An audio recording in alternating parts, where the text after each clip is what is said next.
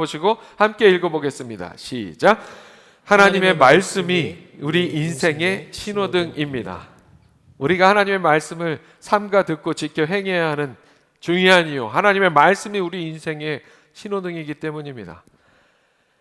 예전에 미국 시카고에 정착을 하기 위해서 집을 구하러 제가 오하이오에 살다가 시카고로 차를 몰고 7시간을 달려가지고 시카고에 간 적이 있어요. 자그마한 시카고 외곽 호텔에 자리를 잡고 첫 밤을 지내는데요, 밤중에 마치 어젯밤에 엄청난 비바람이 불었던 거 저녁에 아십니까 여러분? 하지만 그것과는 비교도 할 수 없는 태풍 경보도 아니었음에도 불구하고 엄청난 천둥 번개와 비바람 소리가 막 났어요, 바깥에서. 저 미국이 큰 나라라 이런 것들도 이렇게 크고 큰 소리 나고 그런가? 막 그런 생각을 했는데 아니나 다를까 아침에 일어나 보니까 난리가 났어요. 동네가 그냥 나무가 막 다 쓰러져 있고, 어떤 나무는 차 위에 이렇게 쓰러져 가지고 차가 다 찌그러져 있고, 길가에는 온갖 낙엽들이 여기저기 수북이 막 그냥 지저분하게 나뒹구는 그런 상황이었습니다. 그 호텔 앞에 큰 사거리를 만나는 대로가 하나 있었는데 차들이 아침부터 아주 길게 늘어서 가지고 천천히 움직이고 있는 거예요. 그래서 순간에 교통사고가 났나 봤더니 밤새 그 비바람에 교통 신호등이 다 망가져가지고 큰 사거리를 중심으로 차들이 꽉 막혀가지고 한 대씩 천천히 지나가고 있는 그런 상황이었어요. 비바람이 불기 전에 어제만 하더라도 신호대기에 잠깐 멈추기는 해도 그 길이 차들이 정말 쌩쌩 달리는 그런 대로였습니다. 그때 위력을 제가 확인했어요. 어떤 위력입니까? 교통량이 많은 사거리에 신호등의 힘이 무엇인가를 그때 제가 확실하게 느끼게 된 거죠. 신호등이 있을 땐 잠시 멈추는 일은 있어도 차들이 쌩쌩 다 달릴 수 있었는데, 신호등이 딱 고장나 버리니까 사거리 지나는데 엄청 시간이 오래 걸리게 되는 거예요.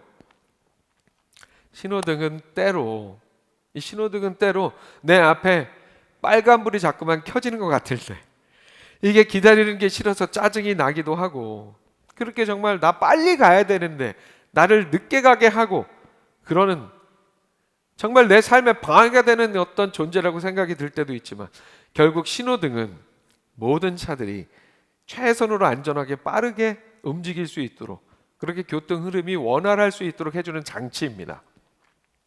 그래서 내가 신호등을 잘 지키고 너도 신호등을 잘 지킬 때 우리는 서로 안전하고 빠르게 목적지를 향해 운전을 할 수가 있습니다. 사랑하는 여러분, 하나님의 말씀도 마찬가지입니다. 하나님의 말씀을 지켜 행하는 삶이 때로는 말씀이 나를 뭔가 강제하는 것 같고, 나를 제한하는 것 같고, 나를 얽어매는 것 같은 그런 느낌과 생각이 들 때도 있지만, 하나님의 말씀은 우리의 인생을 위한 신호등과 같습니다. 내가 지키고 내가 지킬 때 나의 삶이, 너의 삶이, 그리고 또한 함께하는 우리의 삶이 신호등 덕분에 교통이 원활할 수 있듯이, 그렇게 우리의 삶이 안전하고 편리하게 형통할 수 있습니다. 오늘 우리가 함께 읽은 본문이 포함된 신명기의 말씀은 이스라엘 백성들이 출애굽 이후에 40여 년간의 광야 여정의 마무리 지점에 이르렀을 때에 이제 약속의 땅 가나안에서 지켜야 할 일, 그들의 삶을 위한 신호등과 같은 하나님의 말씀이 기록되어 있는 책입니다. 신명기 말씀을 대하면서 우리가 기억해야 할 중요한 한 가지는, 이 말씀이 이스라엘 백성들이 이제 40년의 광야 생활을 마무리하고 드디어 약속의 땅 가나안을 향한 발걸음을 내딛기 직전에 주어진 하나님의 말씀이라는 사실입니다. 약속의 땅 가나안은 말표현 그대로 이스라엘 백성들에게 약속된 땅이었지만, 그 땅을 실제로 얻기까지 이스라엘은 가나안의 원주민들과 직접 나서서 정복 전쟁을 치러야 했습니다. 그런 상황에서 이스라엘 백성들은 전쟁을 대비하기 위한 어떠한 손자병법 같은 것을 지금 배우고 있는 것이 아니라 하나님의 말씀을 듣고 있습니다. 이유는 무엇입니까? 이스라엘 백성들의 전쟁은 하나님께 속한 일이었기 때문입니다. 하나님께서 주관하시는 전쟁의 승패는 가지고 있는 전략이나 가지고 있는 무기나 전투력에 달려있지 않고 하나님께 대한 믿음과 순종에 달려있다는 사실을 우리는 잊지 말아야 합니다. 이미 이스라엘 백성들은 광야에서의 삶의 시간을 마치 신호등과 같은 하나님의 인도하심에 따라서 그 40여 년의 삶을 이어왔어요. 출애굽기에 이렇게 말씀하고 있습니다. 구름이 성막 위에서 떠오를 때에는 이스라엘 자손이 그 모든 행진하는 길에 앞으로 나아갔고 구름이 떠오르지 않을 때에는 떠오르는 날까지 나아가지 아니하였으며.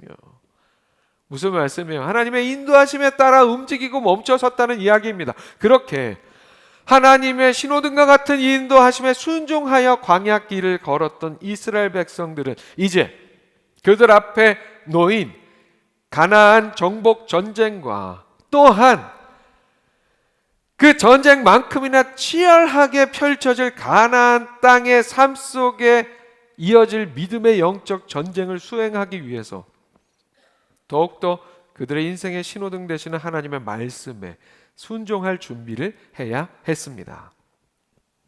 광야는 그야말로 아무것도 없어서 이스라엘 백성들은 하나님의 신호등을 따라서 살아야만 했습니다. 가나안 정복 전쟁도 마찬가지로 하나님이 싸워주셔야 했습니다.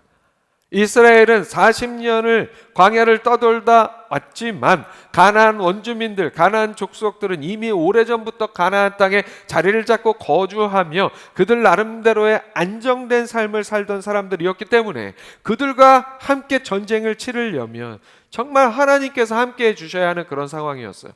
또한 그러한 가나안 땅의 상황은 가나안 땅을 정복하여 그곳에서 새로운 믿음의 삶을 하나님과 함께하는 삶의 이야기를 만들어 나가야 할 이스라엘 백성들에게는 그 땅의 삶의 환경 자체가 또 하나의 영적 전쟁의 이유였습니다.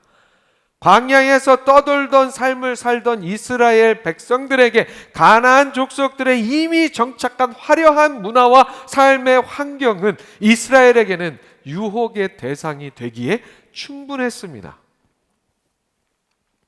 사랑하는 여러분, 오늘 우리가 살아가는 이 복잡 다단한 우리의 삶도 이 모든 이야기를 품고 있는, 이스라엘 백성들이 당면해 있는 이 모든 이야기를 품고 있는 우리의 삶의 현장입니다.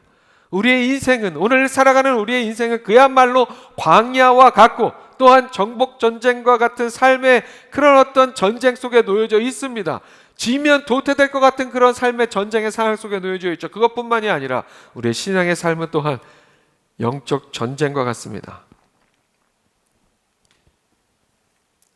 사랑하는 여러분, 이런 우리의 삶 속에서 승리하는 인생의 비법은 광야에서의 생존 비법이나 삼국지의 교훈이나 손자병법 같은 것에 있지 않다는 사실을 우리는 잊지 말아야 합니다. 우리 인생의 승리의 비법, 형통의 비법은 오직 하나님의 말씀을 지켜 행하는 일에 있음을, 하나님의 말씀을 순종하여 청종하는 일에 있음을 온전히 깨닫는 우리가 될 수 있기를 소망합니다. 그렇기 때문에 우리는 하나님의 말씀을 상가듣고 지켜 행하는 삶이 되어야 할 줄로 믿습니다. 아멘. 화면 보시고 다시 한번 함께 읽습니다. 시작. 하나님의 말씀이 우리가 받는 복의 근거와 이유입니다. 우리가 하나님의 말씀을 상가듣고 지켜 행해야 하는 두 번째 이유는 하나님의 말씀이 우리가 받는 복의 근거와 이유가 되기 때문입니다. 말씀드린 것처럼 신호등이라고 하는 것은 우리의 길을 방해하고 막기 위해서, 우리를 제한하기 위해서 있는 것이 아니에요. 우리가 안전하고 원활하게 움직일 수 있도록 하기 위해 존재합니다. 그렇습니다. 하나님의 말씀도 신호등과 같이 때로는 지키기 좀 귀찮기도 하고 내 길을 막는 것 같기도 하고 느리게 만드는 것 같기도 하고 번거롭게 하는 것 같기도 하지만 결국엔 하나님의 말씀이 나에게 유익이 된다는 사실 여러분 믿으시기 바랍니다. 그 사실을 우리가 왜 믿어야 합니까? 말씀에서 그렇게 증거하고 있기 때문입니다. 말씀에서 증거하고 있는 이야기는 신호등과 같은 하나님의 말씀이 우리의 인생에, 우리의 삶 속에 그냥 적당한 유익 정도가 아니라 우리가 엄청난 복을 받을 수 있는 근거와 이유가 된다고 말씀하고 있기 때문입니다. 우리가 놀라운 복을 받을 수 있는 근거와 이유가 하나님의 말씀에 있다고 성경이 우리에게 증거하고 있습니다.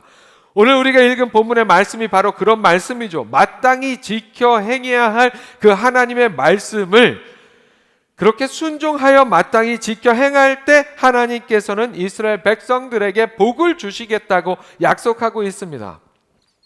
그리고 이 하나님의 약속의 말씀은 비단 말씀의 1차 청중인 당시 이스라엘 백성들 뿐만이 아니라 믿음으로 말미암아 오늘날 아브라함의 자손이 되는 우리 모두에게도 동일하게 주시는 하나님의 약속의 말씀입니다.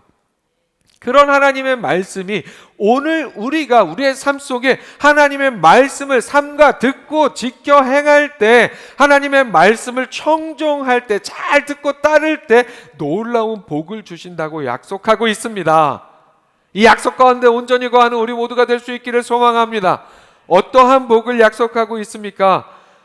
1절의 말씀입니다. 내가 내 하나님 여호와의 말씀을 삼가 듣고 내가 오늘 내게 명령하는 그의 모든 명령을 지켜 행하면 내 하나님 여호와께서 너를 세계 모든 민족 위에 뛰어나게 하실 것이라. 아멘. 우선적으로 이스라엘에게 주시는 하나님의 약속은 말씀을 청종할 때, 말씀을 지켜 행할 때 하나님께서 주신다고 약속하시는 말씀은 하나님께서 이스라엘을 세계 모든 민족 위에 뛰어나게 하실 것이라는 약속입니다. 가장 먼저 하나님께서 민족적인 의미, 국가적인 의미에서 그들이 받게 될 복에 대해서 말씀하고 있습니다.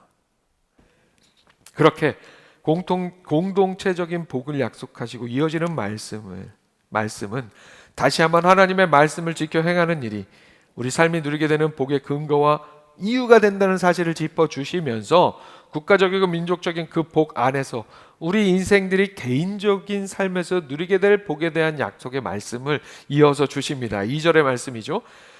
내가 내 하나님 여호와의 말씀을 청종하면 이 모든 복이 내게 임하며 내게 이르리니. 내가 내 하나님 여호와의 말씀을 청종하면, 말씀을 삼가 듣고 지켜 행한다는 말과 동일한 말씀이에요. 청종한다는 거, 듣고 따른다는 말씀이죠. 그런데 지금 계속해서 조건절이 이어지고 있죠. 내가 여호와의 말씀을 삼가 듣고 지켜 행하면, 그리고 내가 여호와의 말씀을 청종하면 복을 줄 거야. 그렇게 만약 뭐 하면 뭐 해준다. 이렇게 조건절이 이어지고 있어요. 그러나 여러분, 여기에서 우리가 나머지 복에 대해서 살펴보기 전에 한 가지 짚고 넘어가야 할 사실은, 조건절로 그렇게 얘기한다고 해서 그래서 그 조건을 우리의 행위가 충족시키지 않는다는 사실입니다. 충족시킬 수 없다는 사실이에요. 사실 우리가 하나님의 말씀을 삼가 듣고 지켜 행하는 일, 방금 읽었던 구절의 표현으로 하나님의 말씀을 청종하는 일, 그 일은 실상은 우리가 당연하게 해야 할 일이지, 그 일이 우리가 복을 받을 수 있는 어떤 공로가 되지는 않는다는 이야기예요. 무슨 이야기인지 이해 가시죠? 등가의 법칙이 아니라는 거예요.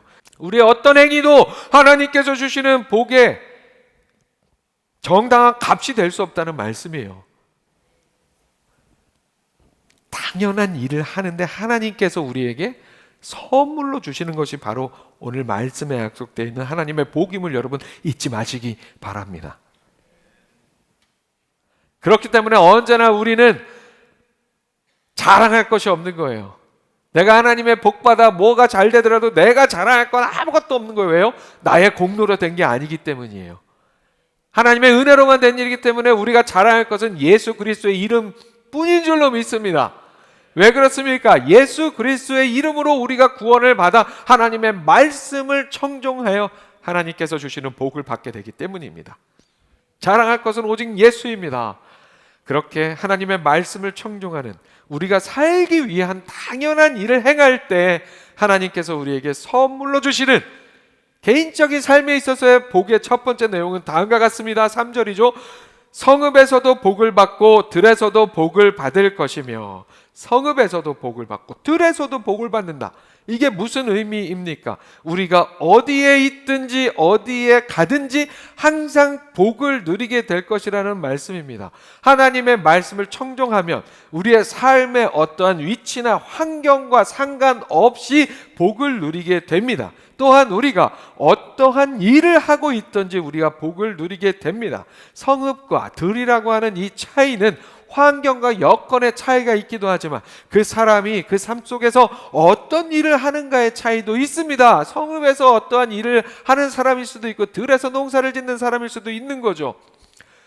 우리는 우리의 삶을, 우리의 현실의 인생의 삶을 살면서 우리가 있는 곳이, 우리의 삶의 위치나 환경이 어떠한가에 따라서, 우리의 직업이 무엇인가에 따라서, 그것에 따라서 내가 복 받았다 안 받았다 생각하기 쉽지만 그것들 자체가 복이 아니라는 거예요. 그게 아니라 하나님의 복이 우리의 삶의 환경과 여건과 모든 것을 주관한다는 그런 의미입니다. 우리가 말씀을 청종함으로 이 약속의 말씀이 우리의 삶에 적용될 때 우리가 대궐에 살던 초가에 살던 우리가 어디에 있던 우리가 무엇을 하던 하나님께서 주시는 복으로 진정한 행복을 누리는 삶이 될 줄로 믿습니다. 말씀에서 그렇게 약속하고 있습니다. 이어지는 두 번째 복의 내용은 이렇습니다. 4절부터 5절입니다. 내 몸의 자녀와 내 토지의 소산과 내 짐승의 새끼와 소와 양의 새끼가 복을 받을 것이며 내 광주리와 떡반죽 그릇이 복을 받을 것이며. 무슨 의미입니까? 하나님의 말씀을 청종하는 나의 삶으로 인해 하나님의 말씀을 삼가 듣고 지켜 행하는 나의 삶을 통해 나의 자손뿐만이 아니라 가축과 농작물, 양식의 번성과 풍요로움 또한 따른다는 말씀입니다. 말씀을 청종하는 나의 삶으로 인해서 나와 함께하는 모든 이들과 모든 것들이 함께 복을 누리고 풍요롭게 된다는 약속의 말씀입니다. 하나님께서 주시는 그 복이 얼마나 귀하고 놀라운 복인지 말씀은 하나님의 말씀을 청종하는 자의 광주리와 떡반죽 그릇까지 복을 받게 된다고 말씀하십니다. 제가 하나님의 말씀을 청종하여 복을 받는 삶이 되면 누구나 가지고 있는 핸드폰 다 똑같이 핸드폰 하나씩 가지고 있지만 이게 무슨 살아있는 생물도 아니고 뭐도 아니지만 이 핸드폰이 제 손에 들려 있다는 것만으로, 제가 이 핸드폰을 사용한다는 것만으로도 핸드폰이 복 있는 핸드폰이 될 정도의 그런 삶이라는 이야기예요. 이해 가시죠, 여러분? 참으로 귀하고 아름다운 일이죠. 여러분, 나의 삶으로 내 주변의 모든 것이 그렇게 복을 누리게 된다면 얼마나 감사하고 귀하고 아름다운 일입니까? 하나님의 복으로 인하여 나에게 오는 모든 것이 하나님 안에서 의미가 있고 가치가 있게 되는 그런 우리의 삶이 될 수 있다는 하나님의 은혜입니다. 그런 삶을 누리는 우리 모두가 될 수 있기를 축복합니다. 결국에는 세상 만사가 잘 되고 안 되고의 문제는 우리의 능력이나 우리의 노력이나 그런 것으로 가능한 것이 아니라 하나님께서 복을 주실 때 가능하다는 말씀이죠. 우리가 하나님의 말씀을 청종할 때 하나님께서 주시는 복으로 말미암아 우리의 수고가 헛되지 않도록 풍성한 열매를 얻게 하십니다. 이런 하나님의 복을 언제나 나의 것으로 누려서 내가 하나님의 말씀을 청종함으로 내 주변의 모든 것들이 복받게 하는 우리 모두가 될 수 있기를 소망합니다. 마지막으로 말씀은 이렇게 복에 대해서 약속합니다. 내가 들어와도 복을 받고 나가도 복을 받을 것이니라. 아멘. 우리의 일상생활 자체가 모두 하나님의 복으로 채워진다는 말씀입니다. 집에 들어가는 것과 집에서 나가는 것은 우리의 삶의 일상을 모두 포괄하는 의미입니다. 우리는 그렇게 집에 들어가고 또 집에서 나오는 삶을 반복하며 살아가는 일상을 이루어 가기 때문입니다. 우리가 하나님의 말씀을 청종하면 하나님께서 말씀으로 이르시는 대로 잘 듣고 쫓는 삶이 되면 우리의 모든 일상이 결국 하나님께서 주시는 복으로 가득 채워진다는 그런 약속의 말씀입니다. 복의 근원 되시는 하나님께서 우리의 모든 일상의 삶 속에 함께 하신다는 약속의 말씀이 되는 그런 의미입니다. 이 약속의 말씀 붙들고 하나님의 말씀을 삼가 듣고 지켜 행하는, 그렇게 하나님의 말씀을 청종하는 우리의 신앙의 삶이 될 수 있기를 축복합니다. 말씀을 정리합니다. 오늘 본문 말씀을 통해 우리가 하나님의 말씀을 삼가 듣고 지켜 행해야 하는 이유에 대해서 살펴보았습니다. 그 이유는 명확합니다. 그렇게 하는 것이 바로 우리가 복을 누리게 되는 분명한 방법이기 때문입니다. 하나님의 말씀이 우리의 인생의 신호등이 되어주시고 우리가 받고 누리게 되는 복의 근거요 이유가 되기 때문입니다. 그러나 다시 한번 한 가지 잊지 말아야 할 사실은, 그래서 우리가 말씀을 청종하는 일 그 자체가 우리가 하나님께 복을 받아야 하는 공로요 혹은 그 복의 대가가 되는 것은 아니라는 사실입니다. 우리가 하나님의 말씀을 청종하는 일은 실상은 우리가 숨을 쉬어야 살 수 있잖아요. 호흡을 해야 살 수 있는 것처럼 하나님의 말씀을 삼가 듣고 지켜 행하는 일은, 하나님의 말씀을 청종하는 일은 숨 쉬는 것만큼이나 우리가 살기 위해서는 당연히 그렇게 해야 하는 일입니다. 우리가 살기 위해서 그렇게 해야 하는 일이에요. 그런데 하나님의 사랑과 하나님의 은혜는 우리가 당연한 그 일을 행해도 우리에게 선물과 같은, 선물로서의 우리가 상상할 수 없는 복을 주신다는 말씀입니다. 그런 삶을 살 때 복을 주세요. 그 복 하나하나가 자세히 무엇인가 기대하세요, 여러분. 기대하세요. 우리의 기대를 훌쩍 넘는 복을 하나님께 채워주십니다. 하나님의 은혜 자체입니다. 물론 말씀드린 것 같은, 숨쉬는 것 같은 당연한 일, 당연히 해야 할 그 일이 우리의 삶의 현실 속에서 결코 쉽지는 않은 일입니다. 말씀 당시에 이스라엘에게도 이제 그들이 들어가서 살게 된 가나안의 첨단 문화, 이스라엘의 광야의 삶에 비교해보면 가나안의 그 첨단 문화, 매혹적이고 화려한 종교 문화들 앞에서 흔들림 없이 하나님의 말씀을 청종하는 일이 이스라엘 백성들에게 쉬운 일만은 아니었습니다. 그렇기 때문에 그들이 가나안 땅에 들어가기 전에 이렇게 신명기 말씀을 통해서 하나님께서 이들을 교육시키고 있는 거예요. 오늘 우리의 삶도 마찬가지입니다. 때로 광야 같은 삶 속에서, 때로 정말 이렇게 하다가 내가 지면, 누구에게 지면 나는 정말 도태돼 버릴 것만 같은 치열한 전쟁과 같은 삶의 환경 속에서, 또한 화려하고 놀라운 세상적인 문화와 세상적인 가치 속에서 싸워야 하는 영적인 전쟁 속에서 온전히 하나님의 말씀을 삼가 듣고 지켜 행하는, 하나님의 말씀을 청종하는 일은, 그것이 당연히 우리가 숨쉬는 것만큼이나 우리가 살기 위해 행해야 할 당연한 일일지라도 그게 참으로 쉽지 않은, 녹록지 않은 우리의 삶의 현실입니다. 하지만 그렇다고 우리가 절망하고 손 놓을 필요도 없습니다. 왜 그렇습니까? 우리에게는 성령 하나님이 계시기 때문입니다. 우리가 성령 하나님의 도우심 가운데 나아가면 그래도 쉽지 않아도 여러분 할 만한 이름을 믿으시기 바랍니다. 해볼 만한 일이에요. 해볼 만한 일이니까 하나님께서 우리에게 그렇게 살면 복을 주시겠다고 말씀하시는 거예요. 하나님께서는 우리에게 정말로 복을 주시기 원하시는 분이십니다. 막 복의 보따리를 막 이렇게 쌓아두고 그냥 막 주시려고 하시는 분이세요. 결코 하나님께서 야, 복은 무슨 복을 줘 이것들한테, 골탕 한번 먹어봐라, 이렇게 살면 복 줄게, 우리가 결코 행할 수 없는 일들을 우리한테 제시하시면서 이렇게 하면 복 줄게, 그러면서 우리를 골탕 먹이시는 분이 아니세요. 무슨 말인지 이해 가시죠? 해볼만 하니까 우리에게 말씀하시는 거예요. 그런 하나님의 사랑과 마음 잊지 않고 우리의 인생의 신호등과 같은 하나님의 말씀을 삼가 듣고 지켜 행하기 위해, 말씀을 청종하는 삶을 살기 위해 성령 안에서 애쓰고 힘쓰는 고군분투하는 우리가 될 수 있기를 소망합니다. 그래서 하나님께서 우리에게 주시기 원하시는 그 모든 복을, 말씀에 약속된 복을 온전히 받아 누리는 우리 모두가 될 수 있기를 주님의 이름으로 축원합니다.